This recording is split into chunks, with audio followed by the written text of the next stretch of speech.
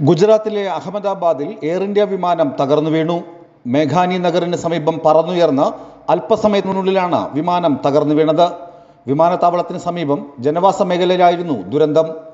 ലണ്ടനിലേക്കുള്ള air ഇന്ത്യയുടെ Boeing 787 dream liner വിമാനത്തിൽ 230 യാത്രക്കാരും 12 ജീവനക്കാരും ഉണ്ടായിരുന്നുവെന്നാണ് പ്രാഥമിക വിവരം. ടേക്ക് ഓഫ് ചെയ്ത് നിമിഷങ്ങൾക്കകമായിരുന്നു അപകടം. വിമാനം മതിലിൽ ഇടിച്ചുവെന്നാണ് പ്രാദേശിക റിപ്പോർട്ടുകൾ. രക്ഷാപ്രവർത്തനത്തിനായി പോലീസും ഫയർഫോഴ്സും ദുരന്ത നിവാരണ സേനയും സ്ഥലത്ത് എത്തിച്ചേർന്നു. വിമാനത്തിന്റെ ഇന്ധന ടാങ്ക് പൂർണ്ണമായും നിറച്ചിരുന്നു. സംഭവത്തിൽ പ്രധാനമന്ത്രിയുടെ ഓഫീസ് ഇടപെട്ടു. യാത്രക്കാരുടെ വിവരങ്ങളും പുറത്തുവിട്ടു. അഹമ്മദാബാദ് വിമാനത്താവളം തൽക്കാലത്തേക്ക് അടച്ചു. അഹമ്മദാബാദ് സിവിൽ ഹോസ്പിറ്റലിലേക്ക് പരുക്കേറ്റവരെ മാറ്റി. ആശുപത്രികളിൽ പ്രത്യേക ക്രമീകരണത്തിന് ഗുജറാത്ത് മുഖ്യമന്ത്രി ഭൂപേന്ദ്ര പട്ടേൽ നിർദ്ദേശം നൽകി. പുറത്തുവരുന്ന ദൃശ്യങ്ങളിൽ കറുത്ത പുക ഉയരുന്നത് കാണാം. മുൻ ഗുജറാത്ത് മുഖ്യമന്ത്രി വിജയ് രൂപാണി വിമാനത്തിൽ ഉണ്ടായിരുന്നുവെന്ന് സ്ഥിരീകരിക്കപ്പെട്ടു.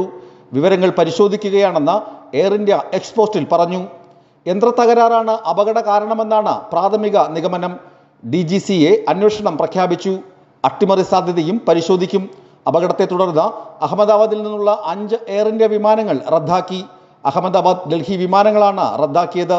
പരിചയസമ്പന്നനായ പൈലറ്റാണ് അപകടത്തിൽപ്പെട്ട വിമാനം നിയന്ത്രിച്ചിരുന്നത്. ന്യൂസ് ഡെസ്ക് വിസ്മയ ന്യൂസ്.